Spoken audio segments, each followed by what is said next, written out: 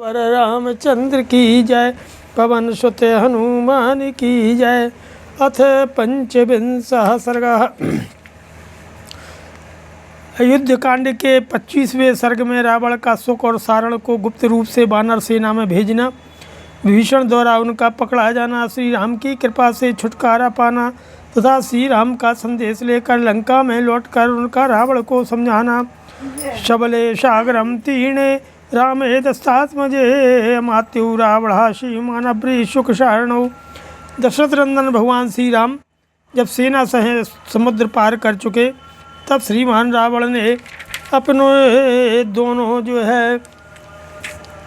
मंत्री शुक और सारण से फिर कहा कि समग्रम सागरम तीर्णम दुस्तरम वानरम बलम भूतपूर्वम रामेणो सागरे सेतुबंधम तम न श्रद्धाम कथंचनो अवश्यम चापि संख्येयम तन्मया वानरम बलम भवन्तौ वानरम सैन्यम प्रवेश्यानुपलक्षितौ परिमाणं च वीर्यं च ये च मुख्या प्लवंगमः मंत्रणो ये च रामश्च सुग्रीवश्च सम्मतः ये पूर्वमपि वर्तन्ते ये च शूरः प्लवंगमः स च सेतुर्यथा बद्धः सागरे सलिलार्णवे निवेशं च यथा तेषां वानराणां महात्मनां रामस्य व्यवसायं च वीर्यं प्रहरणानि च लक्ष्मणश्च वीरस्व तत्त्वतो ज्ञातुमर्हत तस्य सेनापतिस्तेषां वानराणां महात्मनां तच्च ज्ञात्वा तथा तत्त्वं शीघ्रमागन्तुमर्हत इति प्रतिशमादिष्टौ राक्षसौ सुखसारणौ हरिरूपधरौ वीरौ प्रविष्टौ वानरं बलं ततस्तद्वानरं सैन्यवचिन्त्यं लोमहर्षणं संख्यातुं नाद्यगच्छेतां तदा तौ सुखसारणौ। यद्यपि समुद्र को पार करना अत्यंत कठिन था, तो भी सारी वानर सेनाओं से लंका इस पार चली आई। राम के द्वारा सागर पर सेतु का बांधा जाना भूतपूर्व कार्य है। लोगों के मुँह से सुनने पर भी मुझे किसी तरह यह विश्वास नहीं होता कि समुद्र पर पुल बांधा गया होगा। वानर सेना कितनी है, इसका ज्ञान मुझे अवश्य प्राप्त करना चाहिए। तुम दोनों इस तरह वानर सेना में प्रवेश करो कि तुम्हें कोई पहचान न सके। वहाँ जाकर यह पता लगाओ कि वानरों की संख्या कितनी है, उनकी शक्ति कैसी है, उनमें मुख्य वानर कौन कौन से हैं, श्री राम और सुग्रीव के मनोअनुकूल मंत्री कौन कौन हैं, कौन कौन सूरवीर वानर सेना के आगे रहते हैं। अगाध जल राशि से भरे हुए समुद्र में वह पुल किस तरह बांधा गया, महामनुष्य वानरों की छावनी कैसे पड़ी है, श्री राम और वीर लक्ष्मण का निश्चय क्या है, वे क्या करना चाहते हैं, उनके बल पराक्रम कैसे हैं, उन दोनों के पास कौन कौन से अस्त्र शस्त्र हैं और उन महामना वानरों का प्रधान सेनापति कौन है। इन सब बातों की तुम लोग ठीक जानकारी प्राप्त करो और सबका यथार्थ ज्ञान हो जाने पर शीघ्र लौट आओ। ऐसा आदेश पाकर के दोनों वीर राक्षस शुक और सारण वानर रूप धारण करके उस वानरी सेना में घुस गए। वानरों की वह सेना कितनी है वह गिनती तो दूर रहा, मन से उसका अंदाजा लगाना भी असंभव था। उस अपार सेना को देखकर रोंगटे खड़े हो जाते थे। उसमें शुक और सारण किसी तरह भी उसकी गणना नहीं कर सके। ततस्तं पर्वताग्रेषु निर्झरेषु गुहासु च समुद्रश्च तीरेषु वनेषु उपवनेषु च तर्माणं च तीर्णं च तरुवर्तुकामं च सर्वशः निविष्टं निविशच्चैव भीमनादं महाबलं तद्बलार्णवक्षोभ्यं ददशा ते निशाचरौ तौ ददर्श महातेजः प्रतिच्छन्नौ विभीषणः आचक्षे स रामाय गृहीत्वा शुकसारणौ तस्यैतौ राजेन्द्रस्व मन्त्रिणौ शुकसारणौ लंकायाः सुमनुप्राप्तौ चारौ परपुरञ्जयो तौ दृष्ट्वा व्यथितौ रामं निरासौ जीविते तथा कृताञ्जलिपुटौ भीतौ वचनं चेदमुचितुः आवामिहागतौ सौम्य रावणप्रीता बुभौ परिज्ञातुं बलं सर्वं तदिदं रघुनन्दनो तयोस्तद्वचनं श्रुत्वा रामो दशरथात्मजा अब्रवीत् प्रहसन् वाक्यं सर्वभूतेते रतः। वह सेना पर्वत के शिखरों पर, झरनों के आसपास, गुफाओं में, समुद्र के किनारे तथा वनों और उपवनों में भी फैली हुई थी। उसका कुछ भाग समुद्र पार कर रहा था। कुछ पार कर चुका था और कुछ सब प्रकार से समुद्र को पार करने की तैयारी में लगा था। भयंकर कोलाहल करने वाली वह विशाल सेना कुछ स्थानों पर छावनी डाल चुकी थी, कुछ जगहों पर डालती जा रही थी। दोनों निशाचरों ने देखा वह वानर वाहिनी समुद्र के समान अक्षोभ्य थी। वानर वेश में छिपकर सेना का निरीक्षण करते हुए दोनों राक्षस शुक और सारण महातेजस्वी विभीषण ने देखा। देखते ही पहचाना और उन दोनों को पकड़कर श्री राम जी से कहा, शत्रुनगरी पर विजय पाने वाले नरेश्वर, ये दोनों लंका से आए हुए गुप्तचर एवं राक्षस राज रावण के मंत्री शुक तथा सारण हैं। ये दोनों राक्षस श्री रामचंद्र जी को देखकर अत्यंत व्यथित हुए और जीवन से निराश हो गए। उन दोनों के मन में भय समा गया। वे हाथ जोड़कर इस प्रकार बोले कि हे सौम्य रघुनंदन, हम दोनों को रावण ने भेजा है और हम इस सारी सेना के विषय में आवश्यक जानकारी प्राप्त करने के लिए आए हैं। उन दोनों की बात सुनकर के संपूर्ण प्राणियों के हित में लगे रहने वाले दशरथ नंदन भगवान श्री राम हंसते हुए बोले, यदि दृष्टम बलम सर्वं वयं वा सुसमाहिता यथोक्तं वा कृतं कार्यं छन्दतः प्रतिगम्यताम् अस किंचित् दृष्टं वा भूयस्तत् दृष्टुमर्हतो विभीषणो वा कार्सेन पुनः संदर्शयिष्यति न चेदं ग्रहणं प्राप्य भेतव्यं जीवितं प्रति न्यस्तशस्त्रौ गृहीतौ च न दूतौ वधमर्हतो प्रच्छन्नौ च विमुञ्चेमौ चारौ रात्रिञ्चराबुभौ शत्रुपक्षस्सत्तं विभीषण विकर्षिण्यौ प्रवेश्य महतीं लङ्कां भवद्भ्यां धनुदानुजः वक्तव्यो रक्षां राजा यथोक्तं वचनं मम यद्बलं त्वं समाश्रित्य सीतां मे हृतवानसि तद्दर्शयता कामं ससैन्यश्च सबान्धवः स्वः काले नगरीं लङ्कां सप्राकारां सतोर्णां रक्षसां च बलं पश्यो शरैर्विध्वंसितं मया। तो यदि तुमने सारी सेना देख ली हो, हमारी सैनिक शक्ति का ज्ञान प्राप्त कर लिया हो तथा रावण के कथनानुसार सब काम पूरा कर लिया हो, तो अब तुम दोनों अपनी इच्छा के अनुसार प्रसन्नतापूर्वक लौट जाओ। अथवा यदि अभी कुछ देखना बाकी रह गया हो तो फिर देख लो। विभीषण तुम्हें सब कुछ पुनः पूर्ण रूप से दिखा देंगे। इस समय जो तुम पकड़ लिए गए हो, इससे तुम्हें अपने जीवन के विषय में कोई भय नहीं होना चाहिए, क्योंकि शस्त्रहीन अवस्था में पकड़े गए तुम दोनों दूत वध के योग्य नहीं हो।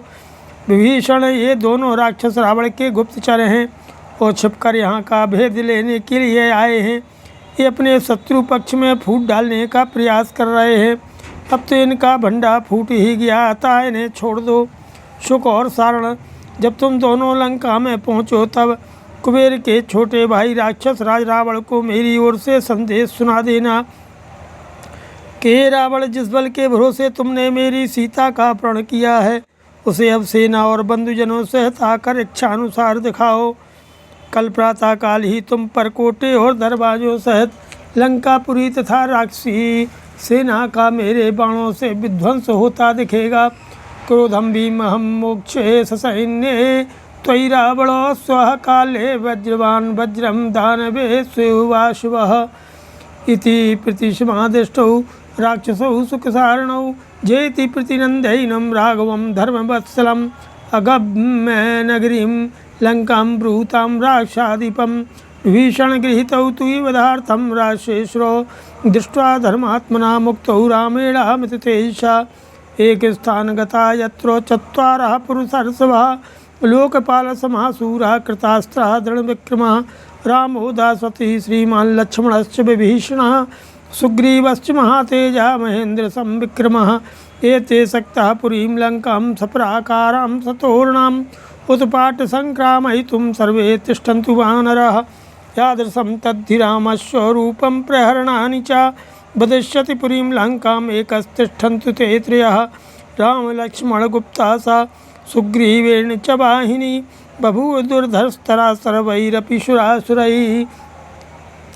रावण जैसे वज्रधारी इंद्र दानवों पर अपना वज्र छोड़ते हैं, उसी प्रकार मैं कल सवेरे ही सेना सहित तुम पर अपना भयंकर क्रोध छोड़ूंगा।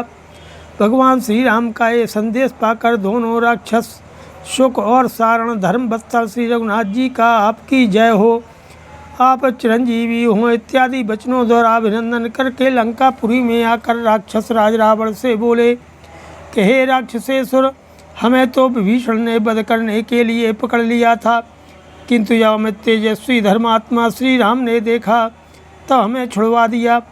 दशरथ नंदन श्री राम, श्रीमान लक्ष्मण, विभीषण तथा महेंद्र तुल्य पराक्रमी महातेजस्वी सुग्रीव, ये चारों भी लोकपालों के समान शौर्यशाली, दृढ़ पराक्रमी और अस्त्र शस्त्रों के ज्ञाता हैं। जहाँ ये चारों पुरुष प्रवर एक जगह एकत्र हो गए हैं वहाँ विजय निश्चित है, और सब बानर अलग रहे हैं तो भी ये चार ही परकोटे और दरबाजों के सहित सारी लंकापुरी को उखाड़ कर फेंक सकते हैं। श्री रामचंद्र जी का जैसा रूप है और जैसे उनके अस्त्र शस्त्र हैं, उनसे तो यही मालूम होता है कि वे अकेले ही सारी लंकापुरी का वध कर डालेंगे, भले ही वे बाकी तीन वीर भी बैठे ही रहें।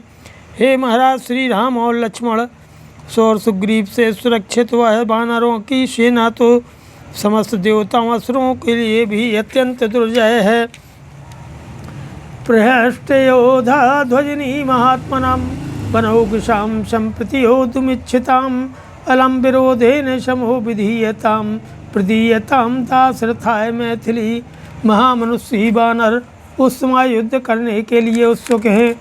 उनकी सेना के सभी वीर योद्धा बड़े प्रसन्न हैं, अतः उनके साथ विरोध करने से आपको कोई लाभ नहीं होगा, इसलिए संधि कर लीजिए और श्री रामचंद्र जी की सेवा में सीता को लौटा दीजिए।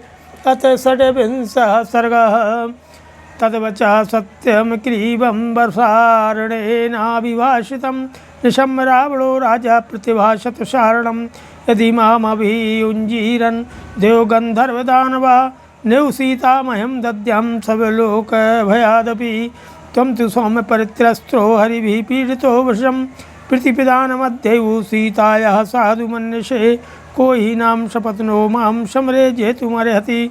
इत्युक्त्वा परुषं वाक्यं रावणो राक्षसाधिपा आरुरोहितः श्रीमान् प्रासादं हिं पाण्डुरं बहुतालसमुच्छेदं रावणोऽथ दिद्रक्ष्या ताभ्यं चराभ्यं सहितो रावणः क्रोधमूर्छितः पश्यमानः समुद्रं तं पर्वतांश वनानि च ददर्श पृथ्वी देशं सुसंपूर्णं प्लवंगमयी।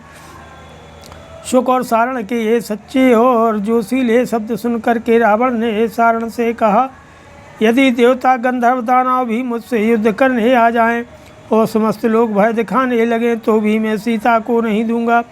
अरे सौम्य, जान पड़ता है कि तुम्हें बंदरों ने बहुत तंग किया है, इसी से भयभीत होकर तुम आज ही सीता को लौटा देना ठीक समझने लगे हो। भला कौन ऐसा शत्रु है जो सम्रांगण में मुझे जीत सके। ऐसा कठोर वचन कहकर के श्रीमान राक्षस राज रावण वानरों की सेना का निरीक्षण करने के लिए अपने कई ताल ऊंची और बर्फ के समान श्वेत रंग की अट्टालिका पर चढ़ गया। उस समय रावण क्रोध से तमतमा उठा था।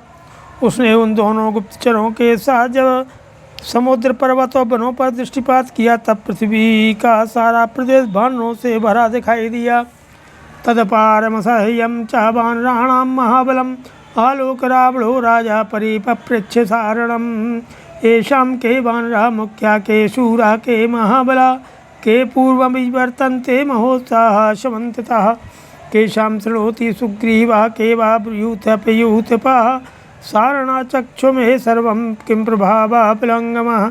सारणो राक्षसेन्द्रस्य वचनं परिपृच्छतः आबवाखेत मुख्यज्ञो मुख्यांस्तत्र वनौकशः एकयोभिमुखो लंकां नरतिष्ठति वानरः ऊत्पानां सहस्राणां शतेन परिवारितः यशघोषेण महता सप्राकारा सतोरणः लंका प्रतिहता सर्वासु शैलवनकानना सर्वशाखा मृगेन्द्रस्य सुग्रीवस्य महात्मनः बलाग्रे तिष्ठते वीरो नीलो नामैखियूतपः।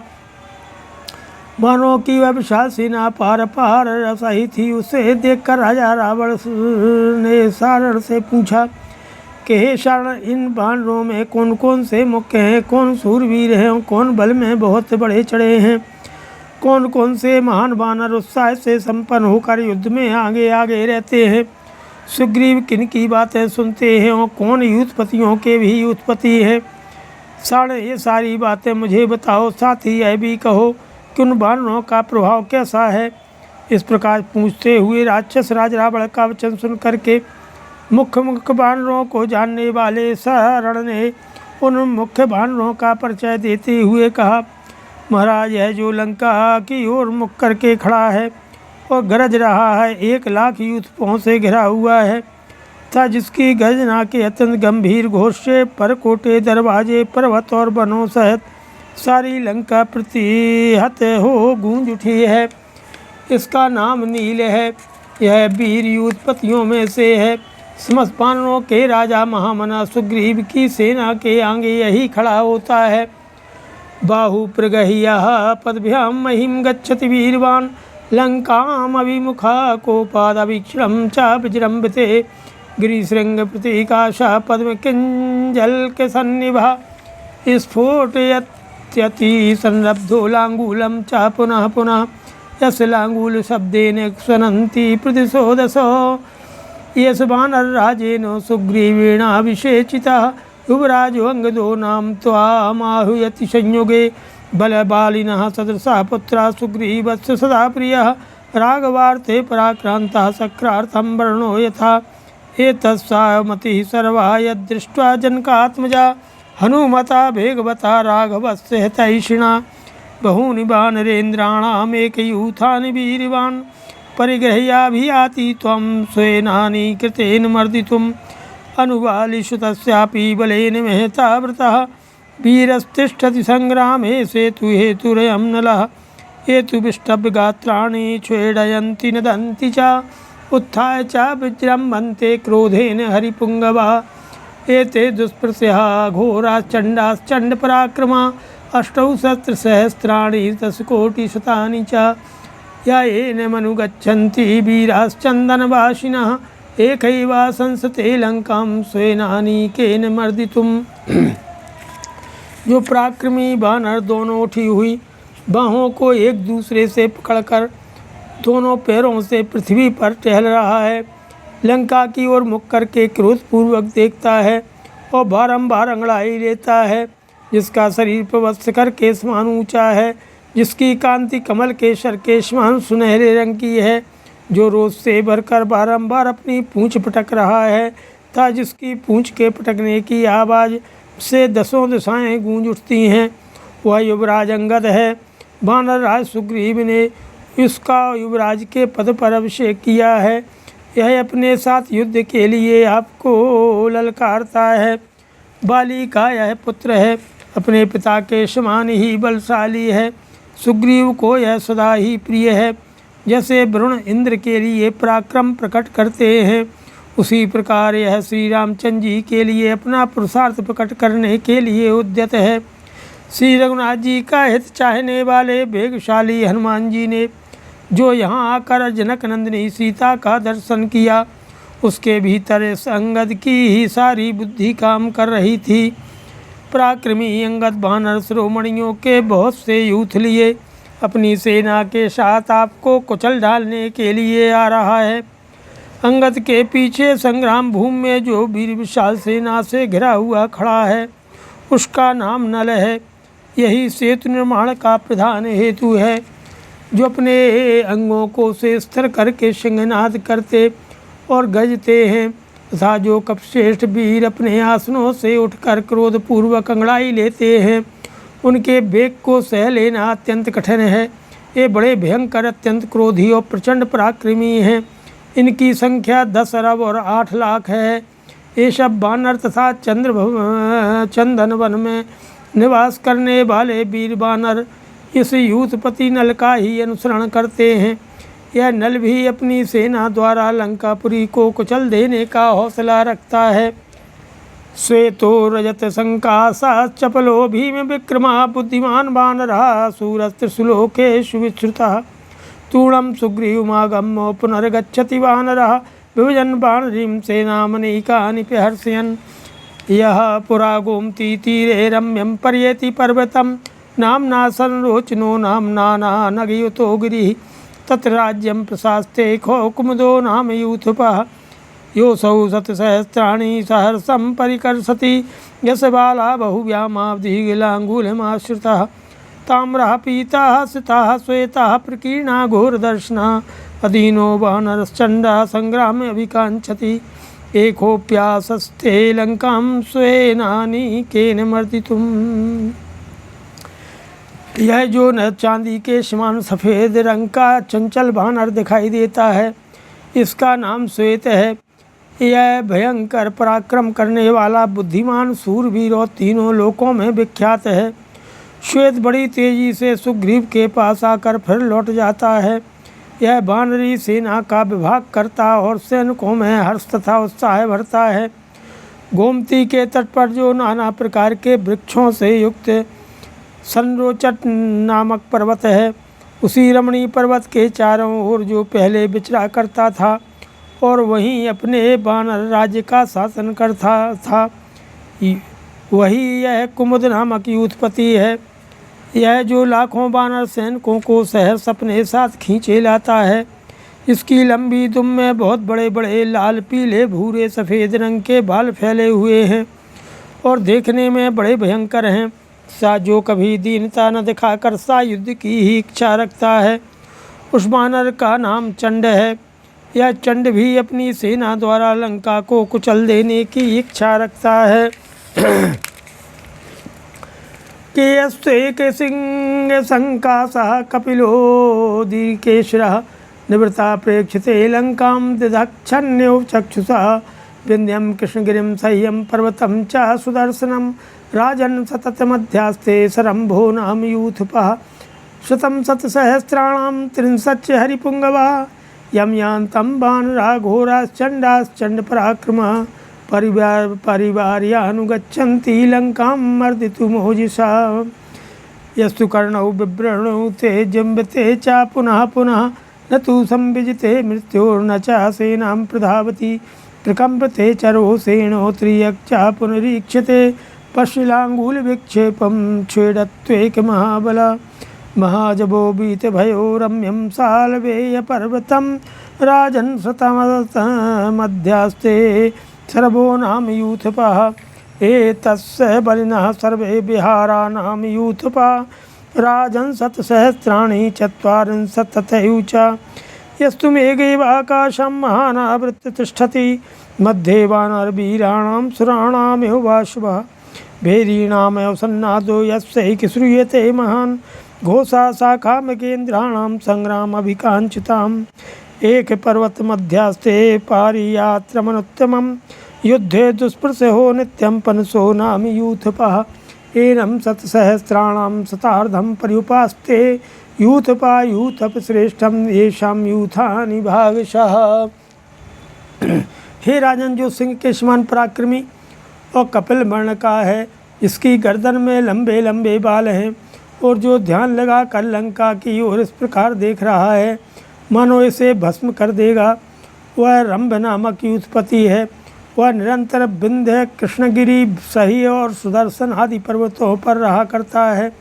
जब वह युद्ध के लिए चलता है उस समय उसके पीछे 1,30,00,000 श्रेष्ठ भयंकर अत्यंत क्रोधी और प्रचंड पराक्रमी वानर चलते हैं। वे सब के सब अपने बल से लंका को मसल डालने के लिए रंभ को सब ओर से घेरे हुए आ रहे हैं।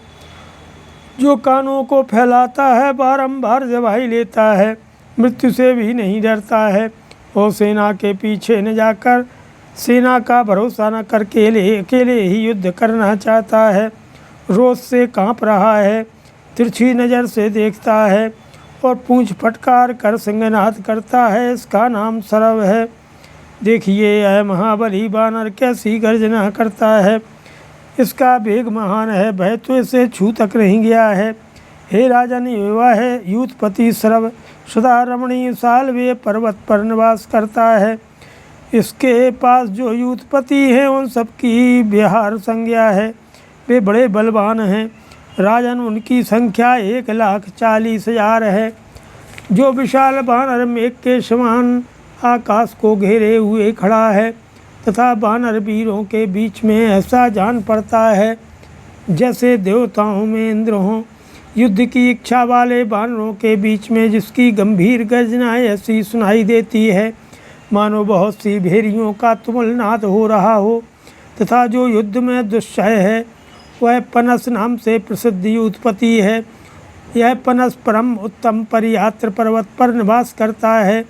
यूथपतियों में श्रेष्ठ पनस की सेवा में 50 लाख यूथपति रहते हैं, जिनके अपने अपने यूथ अलग अलग हैं। यस्तु भीमां प्रवल्गन्तीं चमुं तिष्ठति शोभयन् स्थितां तीरे समुद्रस्योदतीयुषागरः एकदर्दुर्शङ्काशोभिनितो नाम यूथपः पिबंश्चरति योवेणां नदीनामुत्तमां नदीं षष्टिः शस्त्रसहस्राणि बलमस्ति प्लवङ्गमा त्वामाहूयति युद्धाय क्रोधनो नाम वानरः विक्रांता बलवन्तश्च यथा यूथानि भागशः यस्तु गैरिकवर्णाभं वपुः पुख्यति वानरः अमत सदा सर्वान् वानरान् बलदर्पितः गवयो नाम तेजस्वी त्वां क्रोधादभिवर्तते एनं शतसहस्राणि सप्ततिः पर्युपास्ते एकैवासंस्ते लङ्कां स्वेनानीकेन मर्दितुम् एते दुष्प्रसिहा वीरा एकां संख्या न विद्यते यूथपा यूथप श्रेष्ठास्तेषां यूथानि भागशः। जो समुद्र के तट पर स्थित हुई इस उछलती कूदती भीषण सेना को दूसरे मूर्तिमान समुद्र की भांति शोभित करता हुआ खड़ा है, वह दरदुर पर्वत के समान विशाल काय बानर बिनत नाम से प्रसिद्ध यूथपति है। वह नदियों में श्रेष्ठ बेणा नदी का पानी पीता हुआ विचरता है। 60 लाख बानर उसके सैनिक हैं, जो युद्ध के लिए सदा आपको ललकारता रहता है, तथा जिसके पास बल विक्रमशाली अनेक यूथपति रहते हैं और उन यूथपतियों के पास पृथक पृथक बहुत से यूथ हैं। वह क्रोधन नाम से प्रसिद्ध वानर है। वह जो गेरू के समान लाल रंग के शरीर का पोषण करता है, उस तेजस्वी वानर का नाम गवय है। उसे अपने बल पर बड़ा घमंड है। वह सदा सब वानरों का तिरस्कार किया करता है। देखिए कितने रोज से यह आपकी ओर बढ़ा आ रहा है। इसकी सेवा में 70 लाख वानर रहते हैं। यह भी अपने ही सेना के द्वारा लंका को धूल में मिला देने की इच्छा रखता है।